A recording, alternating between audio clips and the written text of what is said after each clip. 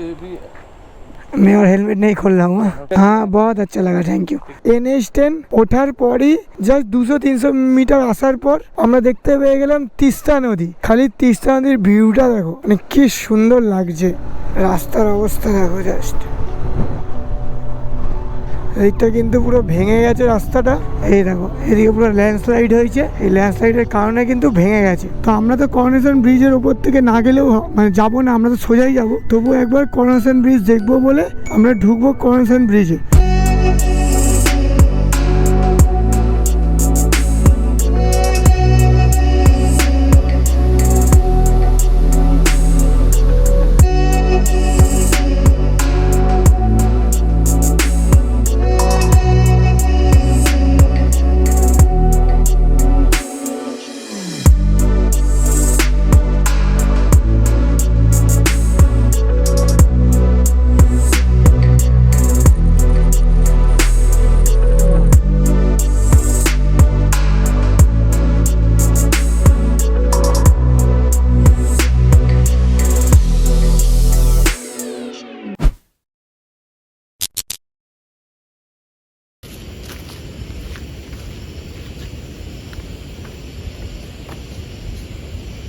তো good morning from Yogighat Lepcha Falls.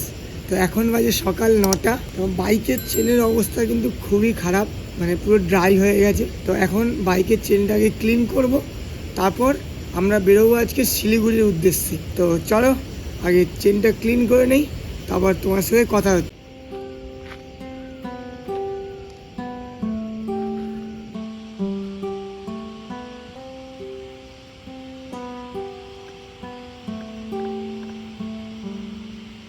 তো এখন বাজে 9:50। চেন ক্লিনার, চেন লিউপ আমি করে নিয়েছি বাইকে। তো এখন দেখো আমাদের এরকম ব্রেকফাস্ট দিয়েছে। ব্রেকফাস্টে আছে লুচি আর ছোলা আলুর তরকারি আর এরকম ডিম সেদ্ধ। তো চলো আগে ঝটাপট খেয়ে নেই, তারপর আবার তোমার সঙ্গে কথা হচ্ছে। आपको ही भेज, हाँ मैं और हेलमेट नहीं खोल रहा हूँ। कोई नहीं ठीक है, अच्छा लगा इधर। हाँ बहुत अच्छा लगा, थैंक यू धन्यवाद दादा, बाय बाय। हाँ हाँ आएंगे, ज़रूर आएंगे।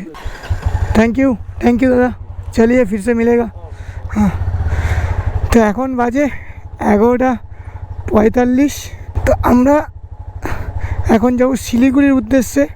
তো এই রাস্তাটা থেকে আগে নামিয়ে নেই, তারপর তোমাদের সঙ্গে অনেক কথা আছে।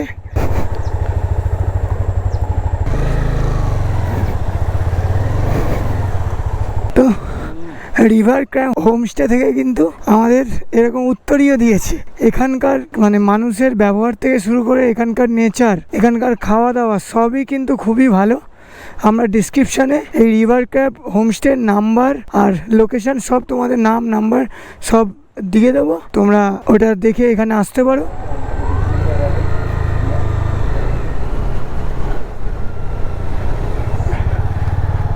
তো দেখো আমরা পৌঁছে গেছি যোগীঘাট ব্রিজে। তো ঠিক এদিক দিয়ে আসলে যোগীঘাট ব্রিজ থেকে এসে তোমাদের কিন্তু রাইটে ঢুকে যেতে হবে। রাইটে ঢুকে মোটামুটি 200-250 মিটার গেলেই তোমরা পেয়ে যাবে রিভার ক্রাফট হোমস্টে। তো এখন আমরা যোগীঘাট ব্রিজের ওপর দাঁড়িয়েছি, জাস্ট ভিউটা দেখে নাও, আশেপাশের ভিউটা দেখিয়ে দিচ্ছি। আর এখানে 2-4টে ছবি তুলবো, মানে এত দূর এসছি, 2-4টে ছবি তো বানতা है বস।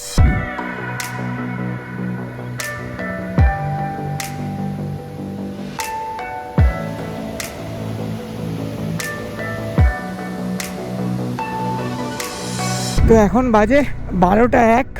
আর এখান থেকে শিলিগুড়ির দূরত্ব দেখাচ্ছে 54 কিলোমিটার, আর গুগল ম্যাপে দেখাচ্ছে 2 ঘন্টা টাইম লাগবে। তো আমরা কালকে যখন যোগীঘাট আসছিলাম, যোগীঘাট আসার সময় কিন্তু এই রাস্তা ধরেই আমরা এসেছিলাম। তো এখান থেকে কিছু দূর যাওয়ার পর রাস্তা কিন্তু দুটো ভাগে ভাগ হয়ে যাবে, একটা যাবে শিলিগুড়ির দিকে আর একটা যাবে দার্জিলিংয়ের দিকে। এই রাস্তাটা কিন্তু ভালোই চড়াই। আগের দিন কিন্তু আমরা এই জায়গাটা থেকেই গেছিলাম। এখানে কিন্তু ল্যান্ডস্লাইড হওয়ার কারণে এইটুখানি রাস্তা কিন্তু ভেঙে রয়েছে।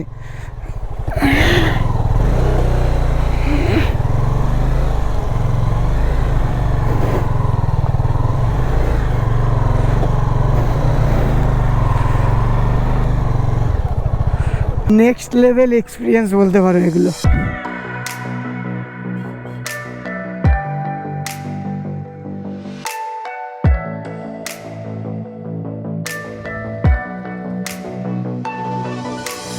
এখন ঘড়িতে বাজে 1:15 আর গুগল ম্যাপে দেখাচ্ছে শিলিগুড়ি লাগবে 1 ঘন্টা 8 মিনিট, 40 কিলোমিটার বাকি। আর আমরা দেখো NH10-এর সামনে চলে এসেছি। একটা রাস্তা নিচে চলে যাচ্ছে আর একটা রাস্তা চলে যাচ্ছে সোজা। আমরা যাব শিলিগুড়ির থেকে সোজা। আর তোমরা যদি যোগীঘাট আসতে চাও শিলিগুড়ি দিয়ে, তাহলে কিন্তু তোমরা এই রাস্তাটা ধরেই যেতে পারবে যোগীঘাট। তো চলো আমরা এগিয়ে যাই শিলিগুড়ির দিকে।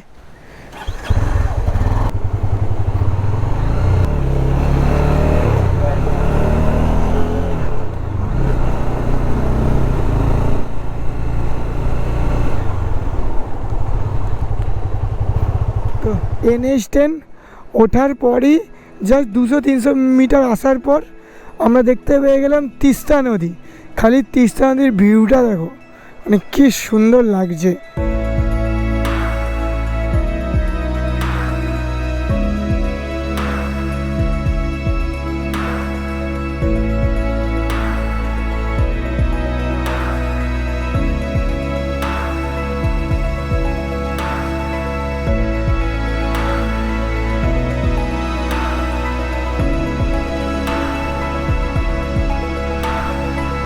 তো এখনও আমাদের শিলিগুড়ি যেতে 32 কিলোমিটার বাকি। তো তার আগেই পড়ে যাবে তিস্তা রিভার ভিউ পয়েন্ট। তো এখান থেকে আর 200 মিটার বলছে। দাঁড়াও আগে তোমাদের দেখিয়ে নেই, সামনে আবার পুলিশ, দেখা যাক।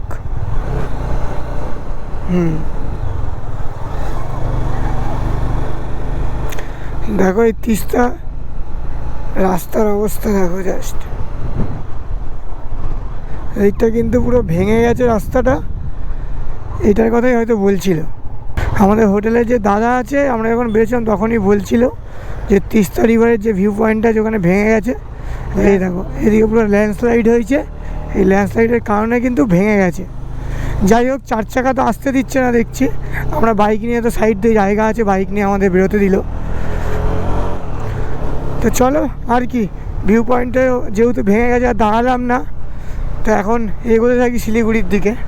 তো শিলিগুড়ি থেকে এখন আমরা 24 কিলোমিটার দূরে, আর আমরা পৌঁছে গেছি করোনেশন ব্রিজে। তো আমরা তো করোনেশন ব্রিজের ওপর থেকে না গেলেও মানে যাবো না, আমরা তো সোজাই যাব। তবু একবার করোনেশন ব্রিজ দেখবো বলে আমরা ঢুকবো করোনেশন ব্রিজে।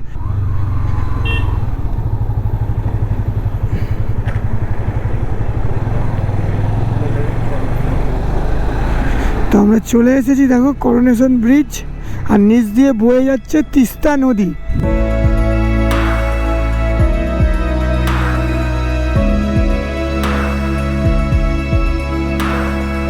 শিলিগুড়ি থেকে 25 কিলোমিটার দূরে তিস্তা নদীর উপরে বানানো এক ব্রিজ, যার নাম করোনেশন ব্রিজ।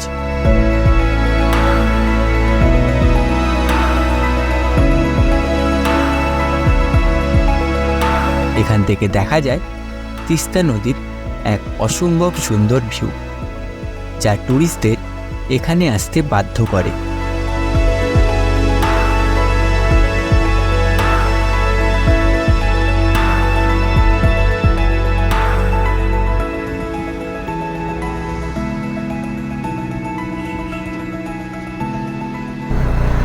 তো করোনেশন ব্রিজ আমরা কিন্তু দেখে নিলাম। দেখে নিয়ে এবার আমরা শিলিগুড়ির দিকে এগিয়ে যাব। আর ওয়েদারও কিন্তু খুব ভালো নেই, ওয়েদারের অবস্থা খুব খারাপ। আর এদিকে তিস্তার জল যেহেতু বেড়েছে, এই জন্য কিন্তু আর কি পাহাড়ে কিন্তু ধস টসগুলো এই জন্য নামছে। তো চলো আমরা আস্তে আস্তে এগিয়ে যাই শিলিগুড়ির দিকে।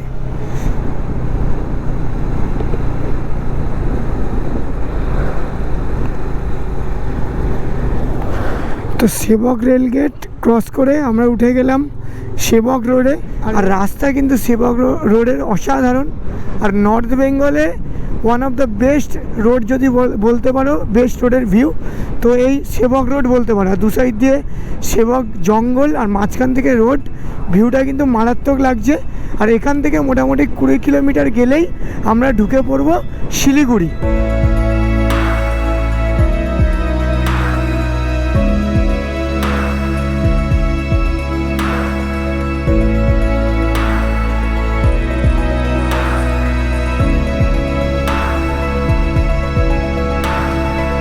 আর 8 কিলোমিটার মতো বাকি।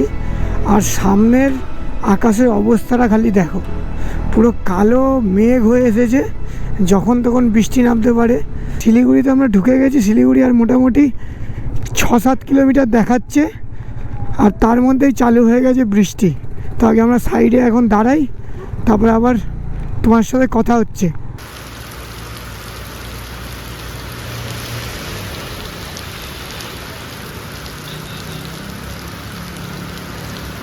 তো এখন বাজে সন্ধ্যে 7টা। আমার গলার অবস্থা দেখছো, গলার অবস্থা খুবই খারাপ। তো বাইরে প্রচণ্ড বৃষ্টি পড়ছে, এই জন্য আর কি আমাদের হোটেলে ঢুকতে আজকে একটু লেট হয়ে গেছে। আর যেহেতু বাইরে বৃষ্টি হচ্ছে, আমরা খেতেও যেতে পারিনি, এই জন্য দেখো জোম্যাটো থেকে আমরা খাবার অর্ডার করে নিয়েছি। আর কাল কিন্তু আমাদের ফেরার পালা, কাল আমরা শিলিগুড়ি থেকে কলকাতা যাব, এই জন্য আর কি তাড়াতাড়ি খেয়ে দিয়ে শুয়ে পড়বো ভোর ভোর বেরোনোর জন্য। তো আজকের ভিডিওটা আমরা এখানেই শেষ করছি। ভিডিওটা যদি ভালো লেগে থাকে লাইক, কমেন্ট আর শেয়ার করে দিও, আর চ্যানেলটাকে অবশ্যই সাবস্ক্রাইব করে দিও। ততক্ষণের জন্য রাইট সেফ, ইউজ হেলমেট। জয় হিন্দ, বন্দে মাতারাম, বাই বাই।